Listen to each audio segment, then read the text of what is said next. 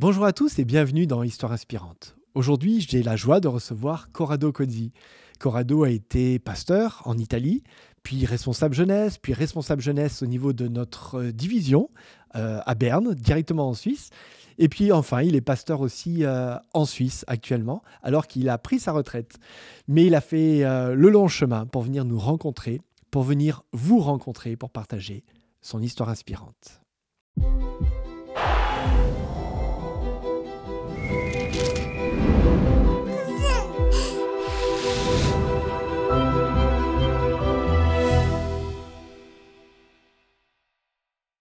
Bonjour Corrado. Ah, bonjour.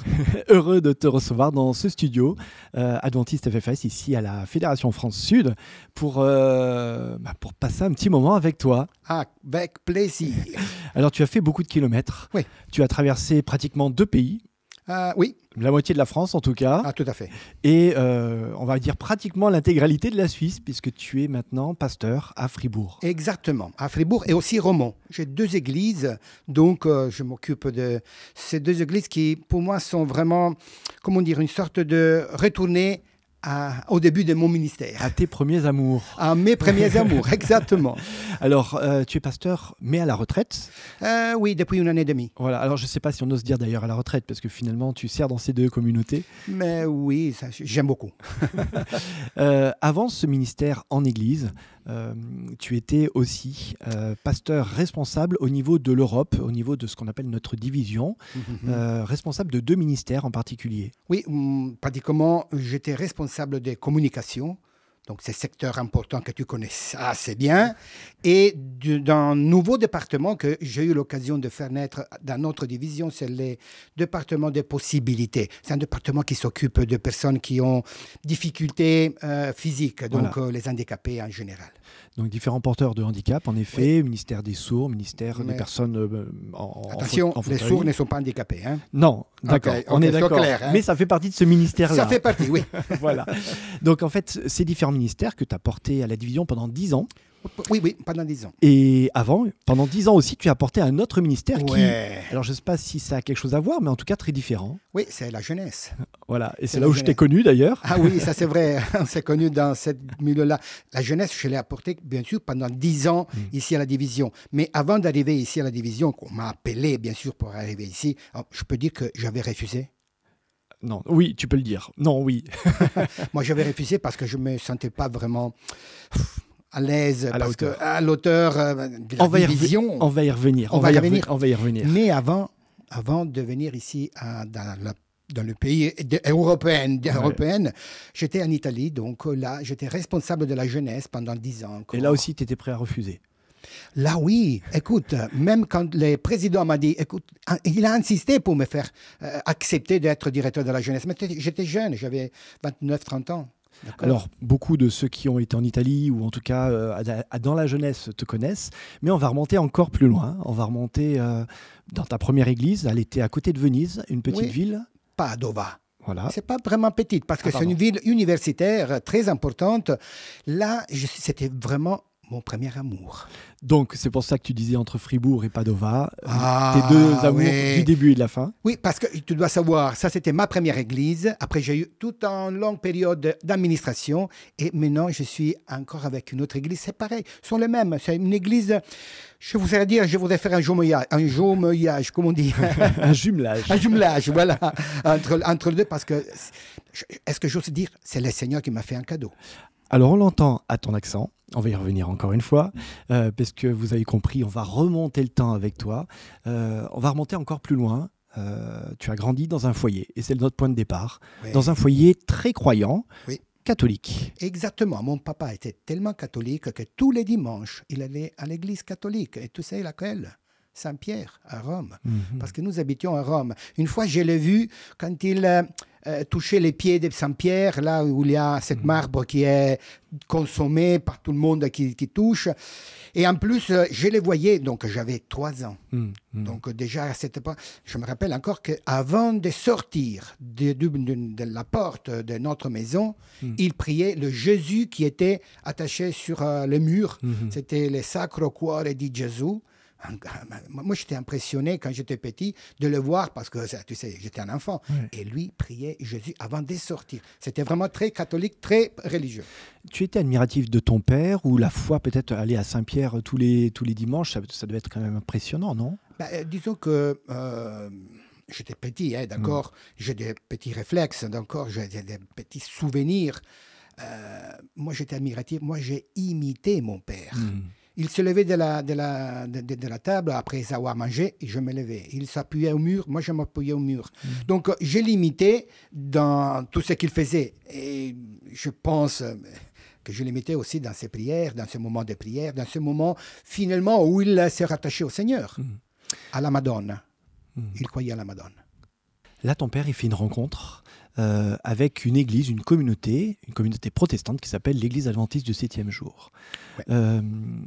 Et puis, comment il en vient du coup à venir dans cette église? Écoute, comme il était très religieux, qui lui a parlé finalement de cette nouvelle vision de la religion? C'était mon oncle, son frère. Il a dit clairement, tu es fou et je te le démontrerai, disait mon père, avec la Bible. Seulement que mon père ne connaissait pas la Bible. Et mon oncle lui a ouvert la Bible. Et il m'a dit, mon père, hein, dans une nuit, j'ai compris. Et là, il a commencé à étudier la Bible. Un parcours d'une année, finalement, un parcours d'une année.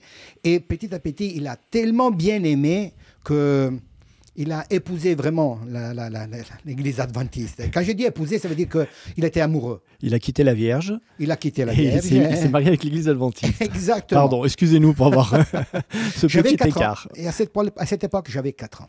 Alors, tu étais admiratif de ton père, comme tu nous le décrivais très bien, qui avait cette ferveur catholique. Et puis tout d'un coup, il change de ferveur. Il rentre dans l'église adventiste, il pratique cette nouvelle vie communautaire. J'imagine qu'il t'emmène aussi par la main dans cette nouvelle église. Absolument. Et comment toi, ça se passe à ce moment-là? Parce que, déjà j'étais le deuxième à cette époque, c'était 4 enfants. D'accord? Et je me rappelle encore que mon père, il habitait à au moins 30 minutes de bus de l'église et le sabbat matin, il nous prenait tous par la main, donc un après l'autre, c'était une chaîne. Hein? Quand tu as dit tu as pris par la main, mais physiquement, c'est littéral, il prenait pas la main et on arrivait à l'église ponctuel. À 9h, on arrivait à l'église. Donc, et moi, avec mes sœurs, on allait dans la salle des enfants. Vous n'avez pas tout de suite compris que tout d'un coup, vous aviez changé d'église ici? Non, mais ce qui a été extraordinaire, c'est l'accueil qu'on a reçu. Quand on est entré dans cette salle, que normalement, c'est une salle dans la cave, et ce sont toujours des salles un peu dans les marges de l'église, on était là-dedans, on avait des monitrices, des institutrices, comment tu veux l'appeler, ils nous ont ouvert vraiment le cœur, ils nous ont acceptés, ils nous parlaient avec nous souriantes. Imagine-toi, j'ai 66 ans, donc, encore, je me rappelle qui était là, qui nous accueillait. Magnifique. Donc, c'est vrai que de venir à une messe où vous êtes assez spectateur quelque part, tout d'un coup, vous arrivez dans l'église adventiste, où vous êtes pris dans l'école du sabbat, dans la catéchèse des enfants. Et puis là, toi, tu découvres autre chose. En dehors de ce que vivait ton papa, de sa pratique à lui, tu découvres aussi quelque chose, c'est une relation. Et tu tombes amoureux. Tout à fait, parce que des spectateurs, je deviens acteur.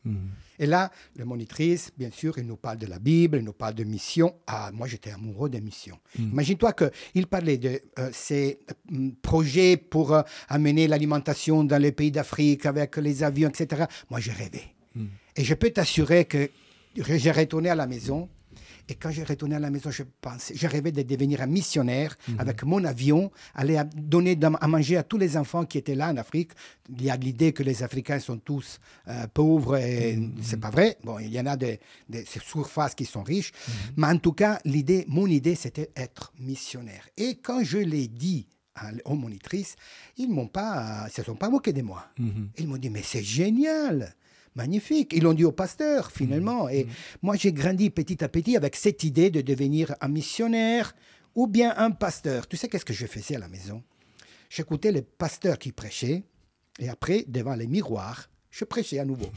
Je savais quoi je ne me rappelle pas qu'est-ce que je disais. Mais je me rappelle qu'un jour, mon papa me l'a dit, qu'il m'a vu que je prêchais. C'est lui qui me l'a dit. Que je prêchais devant les miroirs. Tu avais quel âge à cet âge-là? Alors, moi, je commençais déjà à avoir 6-7 ans. D'accord. Et un sabbat matin, et ça c'est vraiment un souvenir qui est clé, c'est pour moi la clé de ma décision. J'étais assis entre papa et maman, vraiment très serré parce que l'église était bourrée de membres, etc. Il y avait un pasteur qui prêchait. C'était vraiment pour moi un modèle. Et alors j'ai dit, je veux devenir comme lui. Je me rappelle encore. Alors je l'ai dit à papa et maman, et ils ont souri. Seulement qu'ils ne sont pas réagi comme j'aurais voulu, hein, d'accord? Parce que peut-être ils ont dit, mais il est petit. À ce moment-là, tu m'as dit en antenne que tu étais tombé amoureux de l'Église. Est-ce que tu es tombé amoureux de l'Église ou de Jésus? Alors, je dois dire l'Église. Pourquoi l'Église? Parce que moi, j'avais les autres enfants qui étaient avec moi, parce que j'avais aussi mes sœurs qui venaient avec moi, le rapport que j'avais avec les personnes, les jeux qu'on pouvait faire. L'Église, pour nous, c'était un lieu où vraiment on pouvait vivre une expérience, d'accord? Mais quand on parlait de Jésus, on parlait de Jésus. D'accord? Donc, si je dois dire amoureux de Jésus ou de l'Église, c'était l'Église, mais pour moi, c'était Jésus, finalement, parce que c'était Jésus qui nous permettait quand même de vivre cette nouvelle expérience. Et je dois dire que mes sœurs étaient vraiment ravies de vivre cette expérience avec moi. Donc, je n'étais pas seul. Je pouvais partager cette émotion, cette excitation, comme tu veux l'appeler, que finalement, quelque chose s'était passé dans notre vie. Alors, ton parcours continue, il y a l'adolescence. Là, il y a un moment marquant dans ton adolescence, avec une rencontre difficile, notamment dans le cadre de l'école, je crois. Eh oui, parce que, enfin, moi, j'ai été vraiment un bon étudiant, d'accord? Depuis la première année finalement de primaire jusqu'au lycée, j'étais parmi les meilleurs de la classe, d'accord? Mais pourquoi? Parce que moi, j'avais une méthode. En classe, j'étais attentif. C'est-à-dire, j'écoutais, j'écrivais, j'écoutais. À la maison, j'étudiais, mais pas tellement. Mais là, c'était pour moi le stratagème. La dernière année de mon parcours, parce que c'était divisé en deux parties. Première 3 années, deuxième 2 années. Donc la première partie, donc les 3 années, cette troisième année, c'était un désastre. Parce que j'avais des profs qui n'acceptaient pas que je n'allais pas à l'école. En Italie, on va à l'école le sabbat matin, et donc, etc. J'ai eu des contrastes avec une enseignante qu'elle m'interrogeait sur l'enfer, les purgatoires, et le paradis de Dante Alighieri. Tu sais, en Italie, nous avons la Divina Commedia. Et donc, quand je lui dis, mais l'enfer, ça n'existe pas, bang! Alors, elle m'a, contrôlé pendant toute l'année et finalement, quelque chose s'est passé. Les sabbats, je n'allais pas à l'école. Donc, moi aussi, en tout cas, j'ai mis du mien, parce que adolescence, j'étudiais un peu moins. Et j'ai vécu la tristesse de ne plus être dans les top de la classe, et j'ai dû perdre une année. Est-ce que tu en as voulu à Dieu? Alors, oui. Oui, parce que, en tout cas, moi, j'avais déjà l'idée de devenir pasteur. Je devais compléter le parcours scolaire. Je devais prendre mon diplôme et donc, après, je serais entré finalement en théologie, ouais, d'accord. Ouais. Et donc, je dis, Seigneur, et maintenant? Et alors là, j'ai eu une idée. J'ai écrit une lettre. Mais j'ai pris stylo et la lettre. Alors, pas au recteur d'académie, même si l'envie n'en manquait pas. C'est le premier défi que tu lances à Dieu. Oui, c'est le premier défi que je lançais à Dieu. Maintenant, Seigneur, c'est à toi. Tu sais que je veux devenir pasteur, et maintenant, tu dois m'aider. Mais... Et là, c'est le risque. C'est moi qui te dis qu'est-ce que je veux de toi. Alors, dans la lettre, j'écris, j'ai 16 ans, je n'ai pas encore une fille. Je ne vais pas avoir une fille ou une relation, sinon on va me distraire parce que je dois étudier, je vais vraiment me préparer jusqu'à 18 ans. Mais à 18 ans, je vais vraiment rencontrer une fille. 18 ans. Après 18 ans, je vais entrer finalement dans les dernières classes finalement du lycée, parce que là, en Italie, c'est 5 ans. Donc, et terminé, je voudrais entrer dans le séminaire adventiste de Florence. Donc, et là, commencer la théologie. 2 années en théologie, je veux me marier avec cette fille que je ne connaissais pas. Oh, je ne connaissais pas cette fille. Donc, marier avec cette fille, et finalement, 2 années à Collonges, et être pasteur dans ma première église à 23 ans. Ça, c'est ce que tu avais posé comme condition à Dieu? Absolument. Si toutes ces conditions vont se réaliser, ça veut dire que tu tu veux que je sois un pasteur. Est-ce que tout s'est réalisé? Bien. Tu seras surpris. Mais quand j'avais presque 18 ans, j'ai prié. Seigneur, je dis, dans une semaine, j'aurai 18 ans. Une dizaine de jours plutôt. Je ne vois rien encore autour de moi. Et là, est arrivée une fille. Elle est apparue. Bon, disons qu'à Rome, où j'habitais, nous avions 4 églises. Moi, j'habitais dans une église, donc je fréquentais une église. C'était un peu loin de l'église centrale. Et elle, c'était dans une autre église. On ne s'est jamais rencontrés, sinon quelques fois, d'accord? Sinon quelques fois. Et là, on s'est rencontrés. Et parce qu'il y avait une rencontre entre églises, chose que aujourd'hui c'est plus facile, mais là, à l'époque, bouger, c'est un peu difficile. Et je l'ai rencontrée.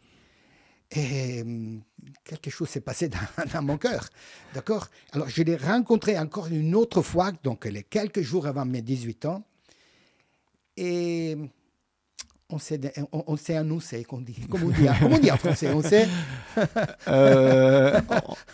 on s'est présenté l'un à l'autre. Non, ça ne marche pas ça. Non, mais on comprend bien, on a dit clairement, est-ce qu'on veut sortir ensemble? Ouais. Et là, j'ai dit, oh là là, le Seigneur est en train de me répondre. Tout de suite, tu as pensé à ça, tu as pensé à cet engagement que tu avais demandé à Dieu? Ah, bien sûr. Mais tu sais qu'est-ce qu'il arrivait? Parce que comme j'étais déjà dans l'idée d'être pasteur, à bout de quelques temps, parce que moi, je suis un pragmatique. Moi, j'aime les choses, quand je les organise, qui doivent être faites tout de suite. C'est un peu un défaut. Hein. Des fois, non. Des fois, ça va bien, mais c'est un peu un défaut. Donc, tout de suite. Alors, quelques mois, mais vraiment quelques mois après, j'ai dit à ma fiancée, mais je veux devenir un pasteur. Et tu sais, un pasteur a besoin d'une femme qui comprenne bien ce que ça veut dire être pasteur. Est-ce que tu sais qu'est-ce que ça veut dire? Alors, elle me regarde, elle sourit un peu, elle dit, alors, mon papa est pasteur, mon grand-papa est pasteur, mon arrière-grand-papa est pasteur et c'était un des premiers pasteurs de l'Italie. Mon oncle est pasteur et l'autre oncle est pasteur. Mon frère est pasteur. Ma mère me dit, est-ce que tu penses que je comprends qu'est-ce que ça veut dire femme de pasteur? Tu sais que ma réaction quelle était? Mais Seigneur, tu as été un peu exagéré cette fois. Hein? J'en demandais pas tant. Mais comme ça, c'était déjà finalement une confirmation que moi, je m'attendais. Bon, disons que ça, c'était pas dans les conditions. Hein? Même si, petit pas en arrière, ma maman m'a toujours dit, attention, tu vas être pasteur. La femme de pasteur est quand même délicate. Elle a besoin de comprendre qu'est-ce que ça veut dire être pasteur, parce que si elle n'a pas compris, blablabla. Toutes ces choses, on les connaît bien. D'accord? Les choses vont s'enchaîner. Tu comprends que ça peut être frustrant même de t'entendre dans ton témoignage en disant bah, là c'est facile, en plus il demande à Dieu, il a des réponses presque millimétrées. Toi, tu n'as jamais douté de Dieu? Alors, si je te dis non, on va augmenter la frustration des auditeurs. Non. Oui. Mais en même temps, ça fait partie de ton parcours, si c'est le cas. Oui, et ça fait partie de mon parcours parce que, enfin, j'aurais aimé avoir eu une crise spirituelle. Je ne l'ai jamais eu. Quand j'étais jeune, vraiment adolescent, dans l'église, moi, j'étais déjà responsable de la jeunesse dès mon église à 14 ans. En plus, je prêchais déjà à 14 ans. Mais je ne suis pas un fils prodige, etc. Non, mais je le voyais normal, d'accord? Je dois dire... oui, j'ai eu à quoi dire au Seigneur pour certaines choses qui me sont arrivées dans plus loin, plus dans le futur. Mais tous ces parcours, je l'ai vécu main à la main avec le Seigneur. C'est-à-dire, je te l'ai demandé et le Seigneur a dit, OK, tu veux comme ça? Bien. Alors, je ne veux pas dire que le Seigneur, comment dire, il s'est plié à mes caprices ou à mes besoins. Je veux tout simplement dire, j'ai risqué avec le Seigneur. Je ne veux pas dire que j'aime les risques, mais risquer avec le Seigneur, ça veut dire aussi, OK, Seigneur, je veux ça. Est-ce que tu peux me les donner? Tu veux dire que des fois, tes demandes, elles étaient un peu exagérées? Ouais. Je pense que toutes ces questions que j'ai posées au Seigneur, c'était vraiment exagéré. Ouais. Vraiment exagéré. Est-ce qu'on pourrait dire qu'une certaine manière, c'est parce que tu as osé ou que tu es un homme de défi que peut-être le Seigneur t'a vu comme étant quelqu'un qui peut relever ces défis-là? Est-ce qu'on pourrait le tourner dans le sens, tu vois, finalement? Tout à fait. Mais disons que moi, j'étais désespéré. À l'âge de 16 ans, quand j'ai vu que j'avais perdu finalement la progression de mon idée, d'accord, j'étais un peu désespéré. J'ai dit, Seigneur, tu dois intervenir.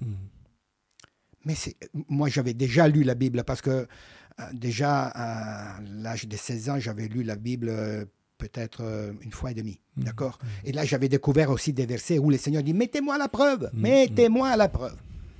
Et moi, j'ai dit, ok, si tu l'as demandé, moi, je l'ai fait. Voilà, si tu veux, moi, je l'ai fait. Et je l'ai fait. Je l'ai fait tout normalement, tout simplement. Je n'ai pas joué avec le Seigneur. Ça, c'est important. Parce que j'ai eu des réponses non-réponses. Je suis de l'idée que le Seigneur répond toujours. Des fois oui, des fois non, des fois attends. D'accord? Il y a des fois que j'ai dû attendre. Tu poses pas mal de questions au Seigneur. D'accord? Et là, c'est un peu frustrant parce que tu dis, Seigneur, mais j'attends maintenant. Quand est-ce que tu viens? Mon plan, c'était comme ça, mais je vois que le temps passe. Mais pour ces parcours-là, non. Parce que qu'est-ce qui est arrivé? Il est arrivé que elle avait accepté, bien sûr, de me marier. J'ai terminé mon parcours à Villa Aurora, donc au séminaire. On s'est mariés après les 2 années de Villa Aurora. On est allé à Collonges. On a pratiquement vécu de 2 années à Collonges. Et j'étais pasteur à l'église, mais pas à 23 ans, à 24. Une année de plus. Au moins, le Seigneur a une marge de dire, OK, mais quand même, c'est moi. Hein? D'accord? Pas tout ce que tu fais. Donc, les études, la première église, comme on le disait, première église de cœur, c'est un coup de foudre tout de suite. L'église, ça correspondait à ce que tu imaginais parce que c'est très différent d'être jeune dans ton église à 14 ans, 15 ans de prêcher, et puis tout d'un coup se retrouver en responsabilité d'une église. Pour toi, c'était facile ou ça a quand même été une période d'un peu d'adaptation, on va dire? Alors, je dois te dire que le premier jour que je suis arrivé à l'église, j'étais pasteur, élu par l'Union italienne, d'accord, officiel. J'avais 24 ans, d'accord? Non, 23 ans. J'avais 23 ans. Ou 24, peu importe. Ouais. Et dans la 24e année, voilà, on est bon. Et l'ancienne d'église a dit, on a un comité d'église aujourd'hui, mais tu ne peux pas entrer parce que tu es trop jeune. Et j'étais le pasteur de l'église, officiel. Ouais. Ça, c'était l'impact avec ma première église. D'accord. Et je me rappelle que je suis sorti avec mon petit-fils, le premier, donc, main à la main. Je me promenais un peu dehors de l'église et un membre d'église est arrivé et a dit, qui était membre du comité, mais Corrado, mais il y a le comité, qu'est-ce que tu fais là dehors? On m'a dit que je suis trop jeune. Tac. Mais je dois dire que je n'ai pas eu une réaction négative. Je dis, OK, cette église, probablement, a une idée des pasteurs. Et moi, je n'ai pas eu un pasteur chef de stage. On t'a jeté dans le bain. On m'a jeté dans les bains. Et j'ai commencé petit à petit dans l'église à me faire connaître. Je voyais quelque chose que je n'aimais pas. Ce sont des structures et aussi des programmes que je n'aimais pas, mais je ne pouvais pas m'imposer. Le Seigneur m'a donné la sagesse, et là, vraiment, je la dénonce. Hein. La sagesse de ne pas courir trop. Moi, je suis, comme je dis, un pragmatique. Moi, quand je rentre dans une église, je vois tout de suite si l'église est en ordre. Je n'aime pas une église en désordre. Donc, alors, je suis assez créative aussi. Je ne me lance pas des fleurs, mais tu as demandé mon expérience, c'est mon expérience. Et alors je dis, j'attends une année et après je commence petit à petit à faire comprendre comment je pense vivre l'Église. Et dans cette année, j'ai écouté, j'ai vu, j'ai eu les rencontres. Je me rappelle encore que le pasteur à la retraite qui était là, qui était soupçonné être mon directeur des stages, mais il était à la retraite, c'était moi plutôt son directeur des stages parce qu'il avait une façon de faire un peu à l'ancienne, d'accord? Il m'a dit, Corrado, tu dois réunir tous les jeunes. OK, on va réunir tous les jeunes. Et j'ai demandé au directeur des jeunes, on va le faire. Donc, quand est-ce qu'on se voit? Samedi prochain. Parfait. On se voit et on était. L'ancien pasteur, moi et le directeur des jeunes. Et les jeunes sont où?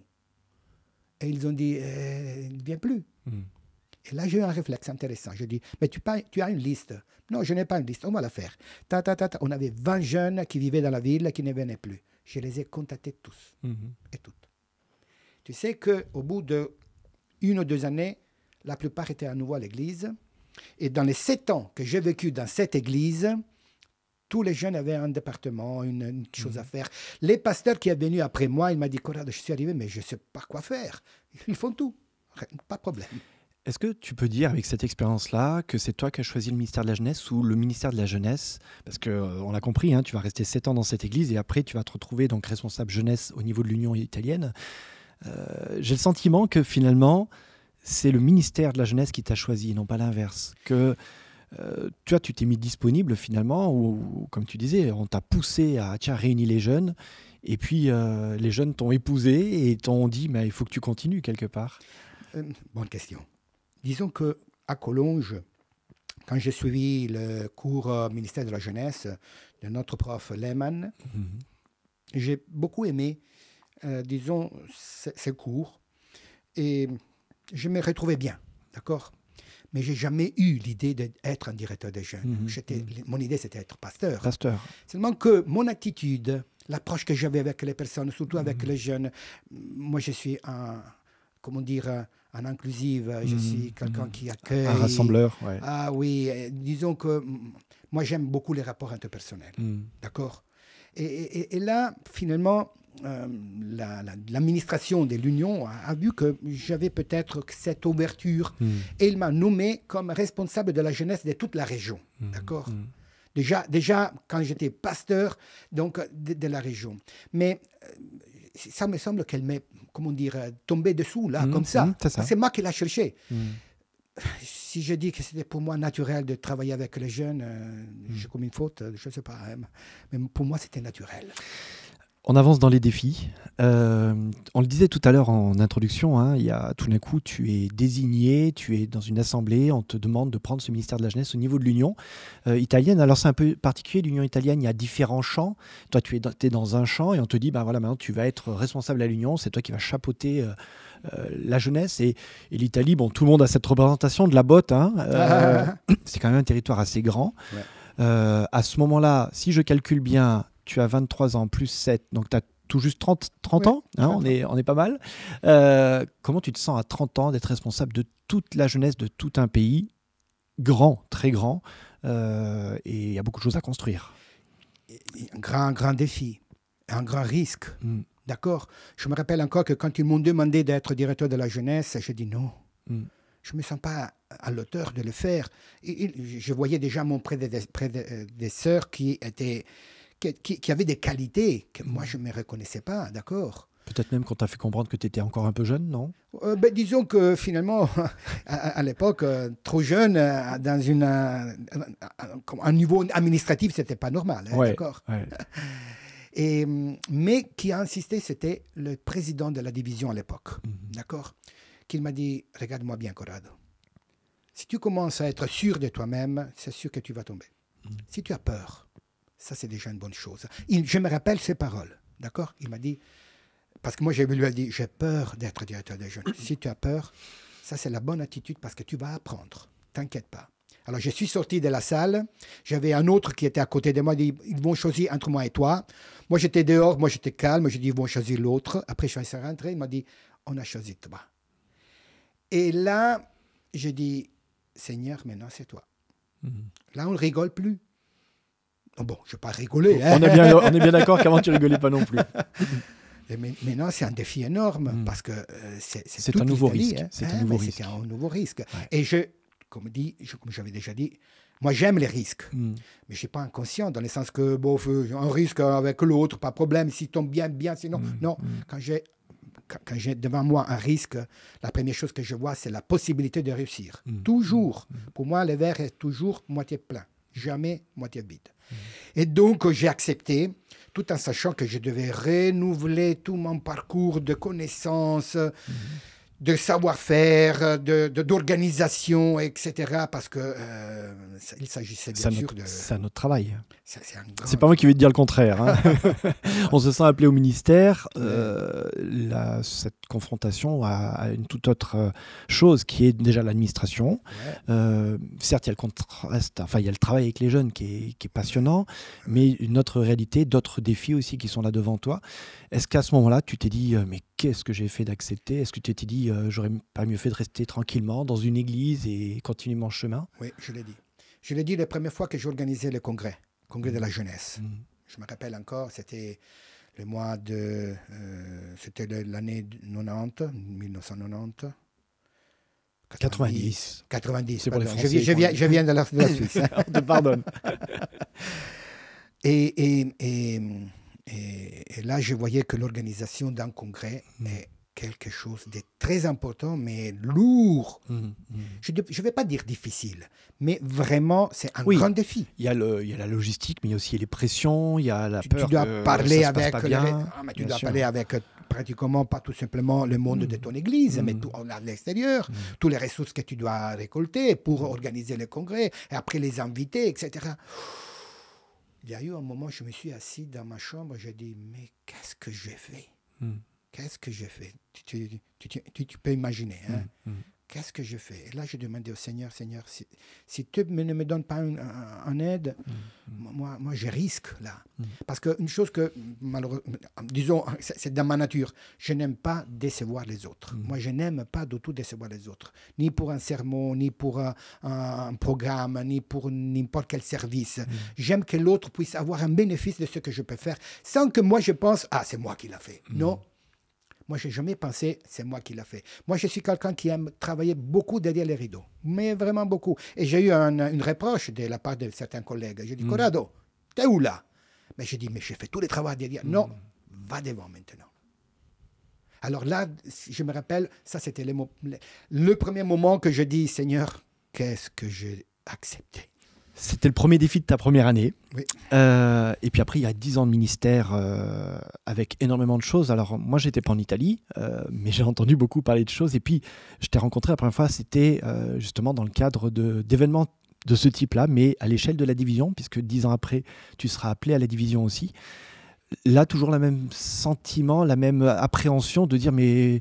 laissez-moi tranquille en Italie ou pourquoi est-ce que j'ai besoin de ça ou pourquoi ce nouveau défi?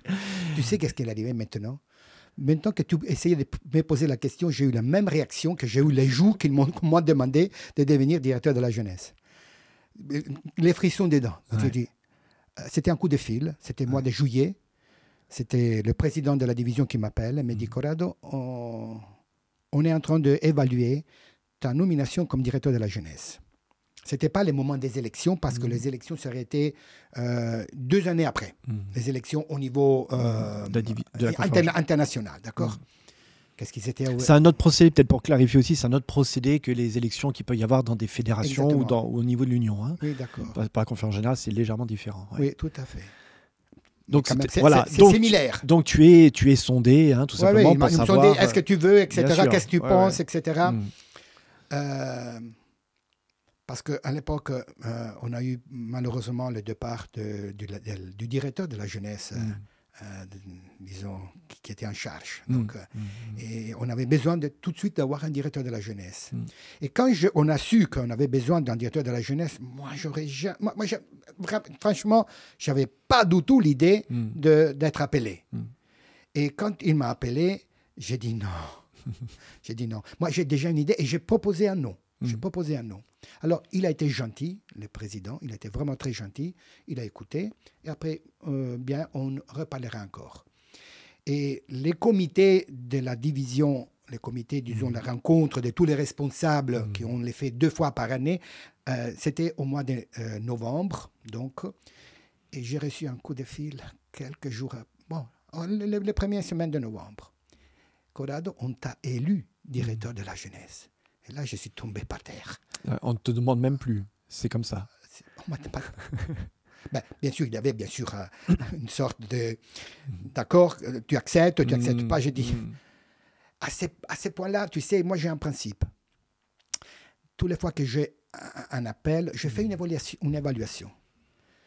Et je vois, ma première réaction, je veux la suivre.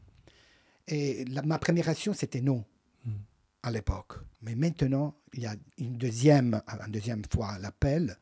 Alors, je dis oui, j'ai accepté. Mais quand j'ai accepté, jusqu'au moment que j'ai rencontré tous les comités, parce qu'on a dû voyager de Padoue jusqu'à arriver pratiquement, non, pas de Rome, jusqu'à arriver là-bas à Berne. À Berne, disons Berne. Je voyageais avec ma femme. Il y avait dans la tête vraiment beaucoup de discussions. Tout ce qu'on pouvait demander au Seigneur, vraiment de la A à la Z. Donc, le Seigneur s'est trouvé vraiment face à, toute une mitraillette de questions. Et je dis, maintenant, on rigole plus. Bah, on n'a jamais rigolé, mais quand même, encore plus. Ouais. Parce que là, c'est pas tout simplement ta nation où tu as habité, tu connais la culture, etc. Et aussi la langue. Là, c'était autre chose. Tu te destinais absolument pas à être dans l'administration au début de ton ministère. Et tu as été poussé dans cette administration, dans toutes les étapes de cette administration. Il n'a resté qu'un créneau, mais tu en as été protégé grâce à l'âge, peut-être.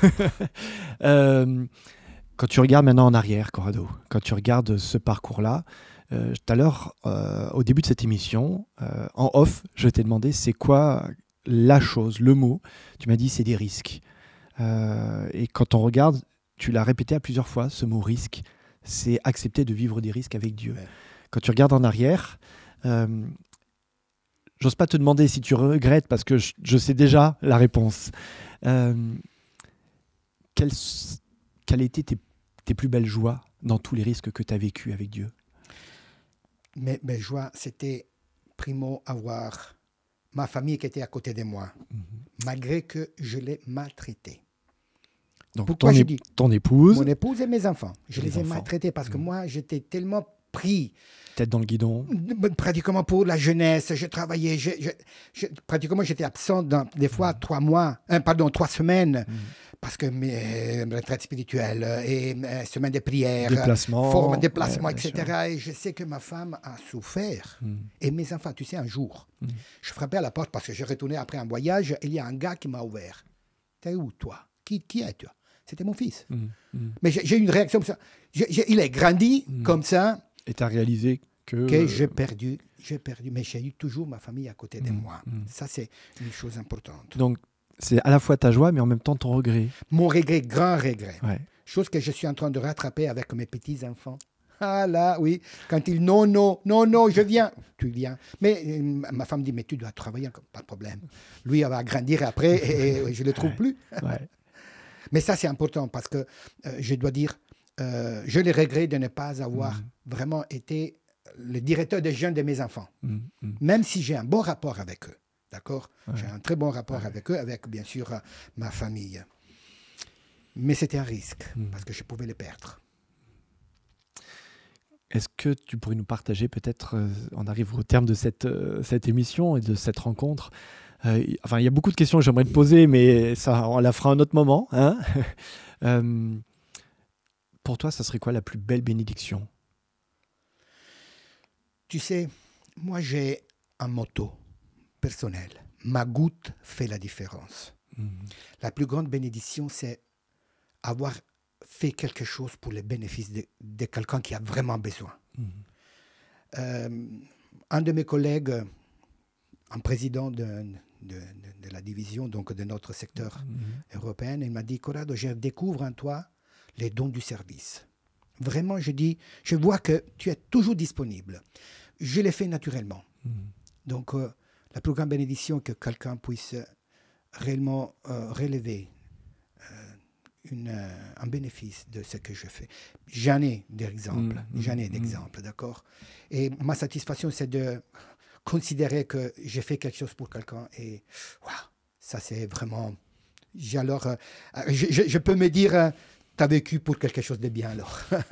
On ne peut pas se quitter sans avoir un verset qui est important pour toi, pour ton ministère. Quel est ce verset qui peut-être t'a guidé ou te motive ? Tu sais, il y a un verset dans l'Ancien Testament, dans un des prophètes, les mineurs, Sophonie, donc, qui m'a bouleversé la fois que je l'ai lu, donc ça fait longtemps que je l'ai lu, donc, et ça devient pour moi comme un refrain. Et des fois, ça me permet quand même de dire, Corrado, t'inquiète pas. Parce qu'il y a des moments d'inquiétude. Hein, d'accord? Et c'est Sophonie 3,17 où c'est dit que Dieu, je fais la paraphrase, hein, d'accord? Dieu est en face de toi comme un héros. Et il te sauve. Et il est en silence devant toi, comme un amoureux. Et il est content de toi, qu'il danse et chante. Point. Quand je l'ai lu, j'ai dit, mais c'est moi vraiment, Seigneur? Alors, tu sais, des fois, on est un peu, comment dire, modeste, d'accord? Là, je dis, j'ai enlevé toute modestie, je dis, c'est moi, Seigneur. Tu veux être content de moi? Voilà. On continue ensemble. Merci Corrado de t'être ouvert un petit peu à nous tous qui t'avons écouté. On a eu la joie de t'entendre il y a quelques semaines à Réflexion Action lors de notre rencontre de début d'année. En tout cas, merci vraiment de cette sincérité, de cette spontanéité et de ton engagement qui dure encore à Fribourg aujourd'hui dans ce dernier amour. Enfin, je ne sais pas si on peut le dire comme ça, hein, mais pourquoi pas, voilà. En tout cas, c'est ce qui fait cette grande parenthèse de ton ministère. Et puis, je te propose qu'on aille écrire peut-être ton motto, sur notre mur des témoignages ici à la Fédération. Bien sûr. Merci.